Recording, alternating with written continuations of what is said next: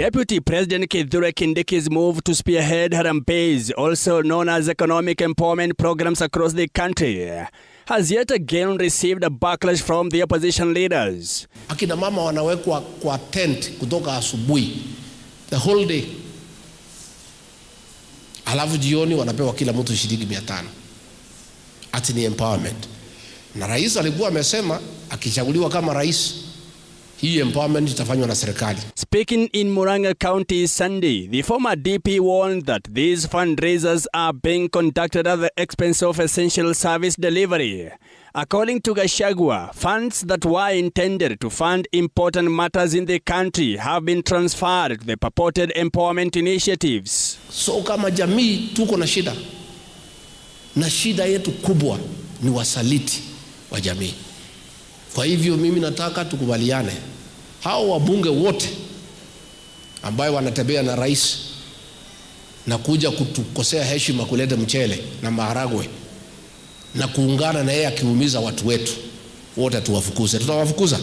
However, in a quick rejoinder, the second in command while in Kabeta constituency in Kiambu County insisted that the social empowerment campaigns are designed to help small businesses and hustlers access capital for business. Kama wewe hutaki kusimama na wananchi ni sawa sawa. Wachia wale ambao wako tayari kusimama na wananchi, tusimama na wananchi. And in what appeared to be a clear battle between the two political giants, coming after Gachagua criticized a group of Kikuyu musicians who visited Kentucky, the latter came out guns blazing, asking his predecessor to respect his line of duty. Ati wameitwa pale Karen juzi na huyu mtu anaitwa Mr. Moneybags. Ati wanaambiwa wakuje wadanganye nyinyi SHA inafanya kazi. SHA inafanya kazi. Unatulecture ukiwa nani? Kwani wewe ni Mungu?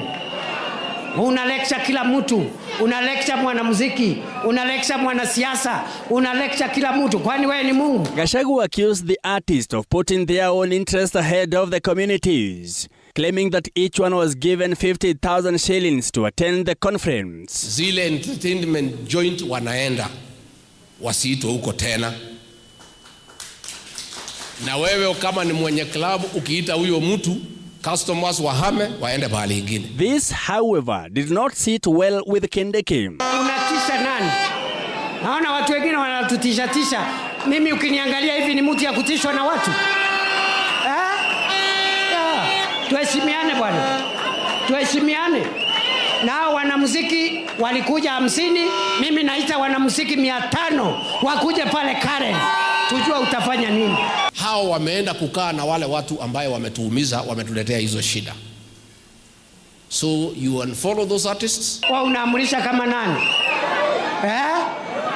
Tuheshimiane my friend. Mimi ni mtu ya heshima.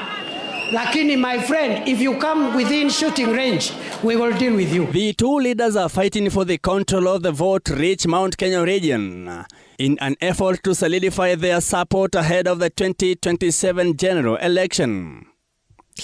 Mike Kagwango, TV 47, Nairobi. Musijali na wale ambao wanaongea maneno mengi. Makelele yale yanaendelea hayajaanza sasa. Hata kule wakati Nehemia alikuwa anajenga Jericho, kulikuwa na watu wa makelele kama hawa. Walikuwa wanasema hii ukuta mnajenga hii haiwezi kufanyika. Hata mbweha akirukia tu itaanguka. Ndio mmekuwa mkisikia wakiongea. So don't worry about those people. Let us not waste time focusing on people who have no plan, who have no agenda, and who have no vision. Let us focus, and I want to ask the people of Kenya, the leaders of Kenya, let us focus on the transformation of Kenya. It is happening. Ndugu zetu ambao wako kwa siasa, ambao wameanza siasa ya kugawanisha wa Kenya, siasa ya kuangalia makabila, I want to tell them Nairobi has no time for that. Nairobi has no space for tribal politics. Nairobi tunaishi jamii zote pamoja. The era of blaming all problems on the presidency is gone. We are in it, all of us. We are participating in budget making. We are participating in governance. So don't blame the president alone. Blame everybody. We are together. So all the blames of misgovernment or problems must now be directed to all of us, so that it is no longer about Zakayo. Zakayo is not the one writing the budget.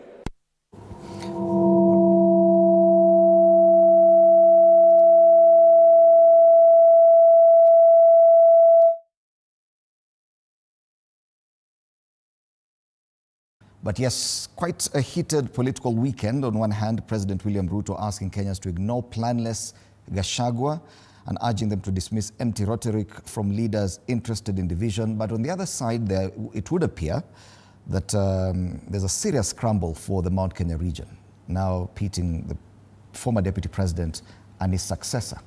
Senator Mungatana, this kind of exchange would signal probably that we are very close to elections. The kind of, we rarely see the deputy president that angry. Yet it's 2 years away. Do you feel confident enough that we can sustain this kind of political heat for the next 2 years? Maybe just to answer you directly, yes. Kenya is a very unique country. I mean, I was in Arusha about a week ago. They are going to face elections at the end of this year. And nothing, unaona tu. People are just walking normal. You don't see bands, you don't see people moving around. You don't really, I think the only sign of politics is somewhere in Arusha you will see a billboard saying chama cha maendeleo mtaa wa whatever, tuko na mama, tunampenda mama. A billboard. No rallies, no noise, no nothing. In fact, the only political thing is the way the Kenyans who went there were chased away. That is a bit now political. And they were told, don't bring your diseases here, the political diseases here. But so Kenya is very unique. Even when South Africa was having its last election, when you go there, you find again it's muted. It's not like us. So we just have to accept our character. We are a bit more aggressive, and we've learned to live with it. We chose this constitution, we chose the freedoms, and we learned to live with it. The only thing I think that Kenyans can see now, every time, and you know, I don't even, you know, every time I see that face of former deputy president Gachagua, I know it's negative energy he's bringing on the table. Hardly does he put forward policy. Hardly does he discuss what Kenya we want. Hardly does he talk about unity and peace and stability. Hardly does he talk like a statesman. You know, he's got so much bile, I mean, such bitterness inside his heart. I don't know, you know, I would never vote for a guy like that. He never tells me he's going to build roads, he's going to do my water, he's going to fix my education system, he's going to fix he has a better idea on how to raise money for treasury. No, he comes out and he waits for someone to say this and goes and does. I mean, what is wrong with people who are doing music, visiting the deputy president? What is wrong with people who are, you know, women in business or whatever, people visiting the deputy president? Why can't you organize yours also to visit? You know, why can't you just I mean, if 50 people who are doing music have annoyed you, why can't you organize 100 to come to Wamunyoro and then you tell them what you want to tell them? That is the space that we have created as a country. And so I feel that this bitterness, this anger, it's so personalized that I think if it goes on this way, Kenyans are going to forget about him. Because now you will open and you know what he's going to say next. Hakuna kitu atatuambia, ni matusi, ni maneno ambayo hayatusaidii, there's no policies proposing on the table. I think we need to like we say in Kiswahili, that you know, over time mtu anajikaranga na mafuta yake mwenyewe. Right. It is sad that you have now a national platform. You have now a political party What is a political party supposed to do? You are supposed to propose alternative policies, alternative positions, and pursue those positions. That is what is called mature democracy. You cannot see people who have been in politics for years, like some of our political leaders in different political parties, being so vengeful, so full of bile, so full of bitterness coming out, even against ordinary voters like musicians. I mean, why? Why can't you just come and say, this is what I believe, this is wrong, the government is wrong, let's do it this way. So from where I sit, I think that let us have political competition, but let us have something we can talk about, not this bile and bitterness and vengefulness that is coming from the former deputy president. And if we may focus on the former deputy president, the style he's adopted, it seems to be saying it's either my way or the highway. I'm the only route to Mount Kenya. Kurasa wa mbele wa Taifa Leo asema DCP amchokoza Uhuru, and sababu there's the party, Jubilee Party, and he says if you want to talk to the Mount Kenya people, you don't even go to Uhuru Kenyatta, you come to me. It's the same thing he's telling everyone else, that I am the only one in Mount Kenya. What do you make of that? You know, we must appreciate the fact that we have those who are in the government and we have those who are outside the government. And normally anybody outside the government would want to do anything possible to get to the government the next election. And I think that's why you see, even though Mugatana says we do politics every day, I'm imagining those who are outside the government, and that's where I belong personally, would do anything on a daily basis to make sure that come 2027, we get to the government and the other guys get out of the government. The only problem we have is that when you provoke those who are in the government, instead of realizing that they have a manifesto to implement, they also join you in terms of politicking.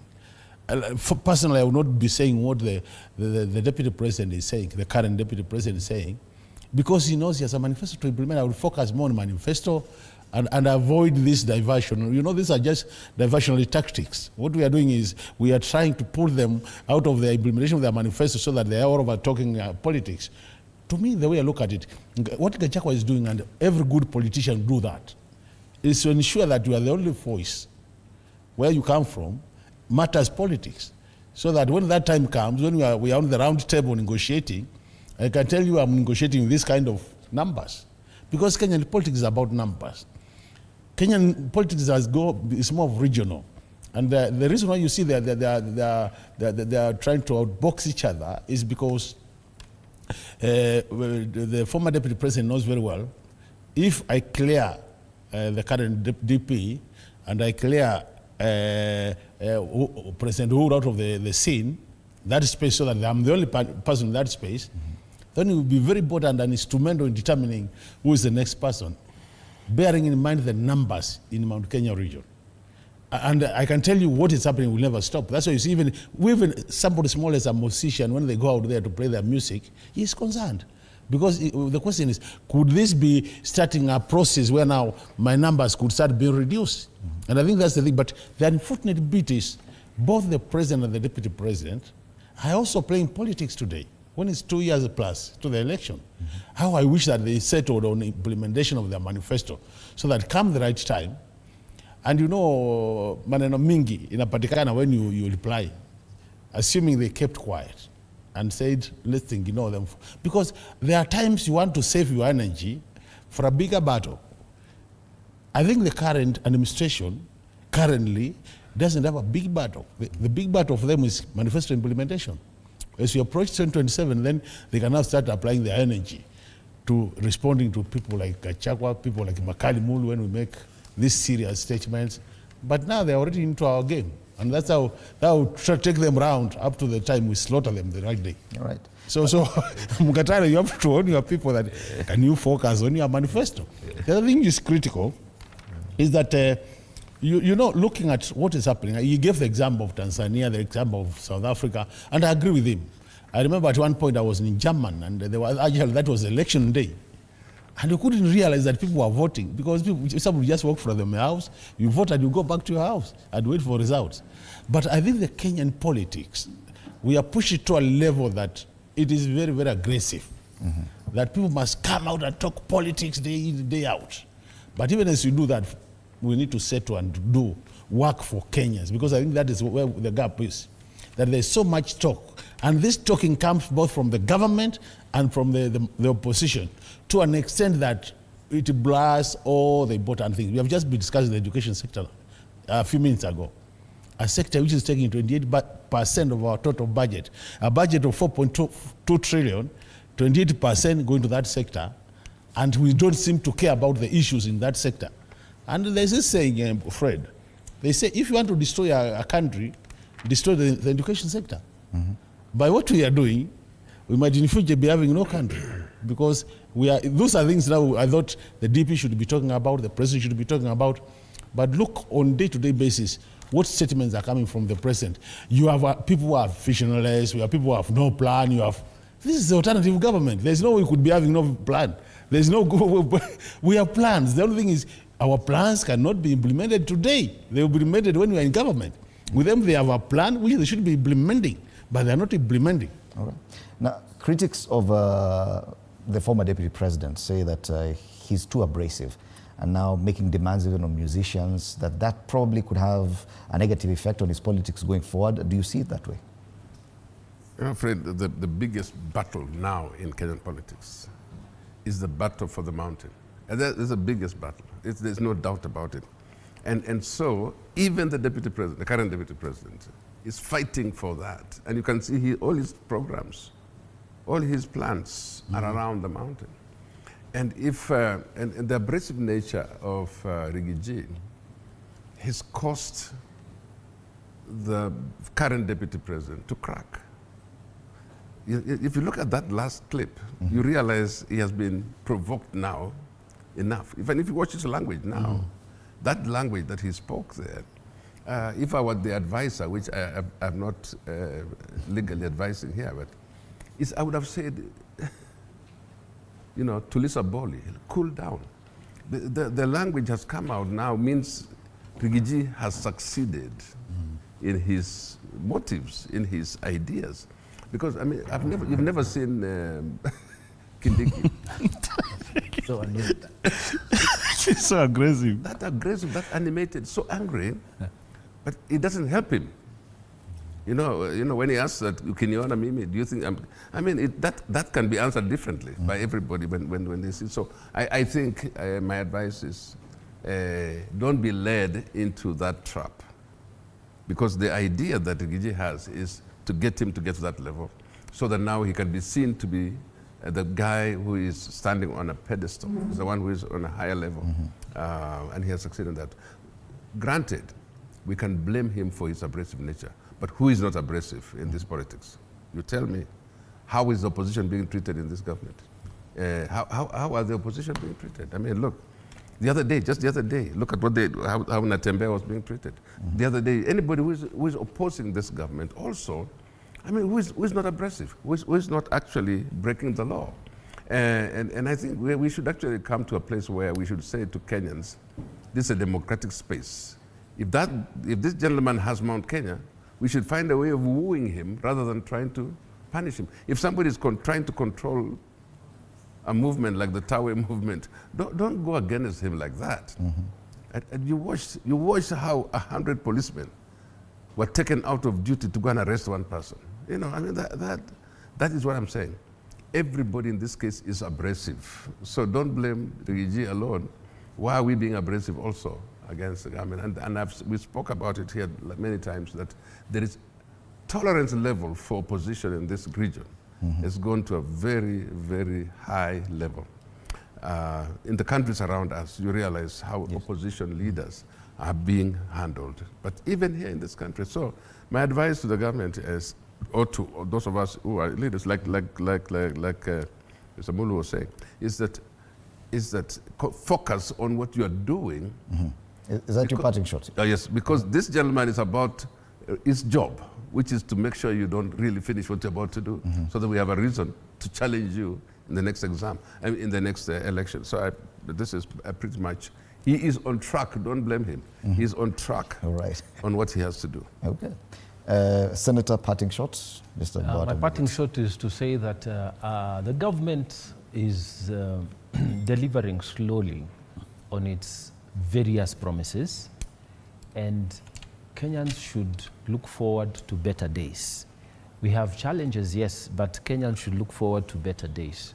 There will be all these politicians talking, but when you listen to them, and they are not providing any form of solutions, any form of alternative thought, I think Kenyans should start slowly learning to sieve what is solid and what is just grass. The time will tell, but I know that the boys will be separated from the men by the time we are coming to the general elections. Mm-hmm. It's not just talking, just abusing people that will take you anywhere. You may get a bit of your supporters, those radical fellows, but I don't think that will take you anywhere. And I can see this happening. There is nowhere that you will find a president. In fact, just do your research. A president who is so, you don't look presidential at all. You look terrible. And Kenyans need to have somebody who is calm, somebody who can see the issues, somebody who goes for the issues. All right. I will leave it there. Thank you so much, Senator. Finally, Wanamulu, parting shot. Yeah, thank you.